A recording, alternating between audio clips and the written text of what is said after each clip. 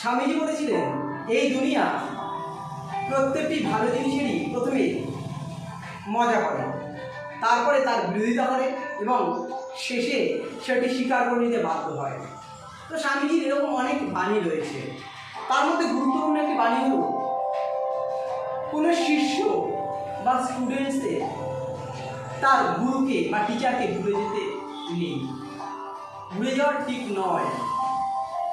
এমন অনেক স্টুডেন্টস আছে, এমন অনেক শিষ্য আছে, সে তার সফলতায় পৌঁছে যাওয়ার পরে তার গুরুকে বা টিচারকে ভুলে যায় এবং তারা মনে করে তার টিচার বা গুরুর কাজকে সে মেন্টরস করেছিল, কিন্তু তা নয়। স্বামীজি এটি উপলব্ধি করেছিলেন, তাই তিনি তার গুরু বা টিচার শ্রী রামকৃষ্ণকে তার জীবনের শেষ দিন পর্যন্ত উনি সেবা যত্ন করে গেছেন। এমনকি তিনি তার রক্ত, বমি, থুতু এসব পরিষ্কার করে দিতেন। যখন দাঁড়িয়ে স্বামীজির নিজের পরিবারের কাছে ওনার খুব প্রয়োজন ছিল, সেই সময়টাও উনি ওনার গুরুকে দিয়েছেন।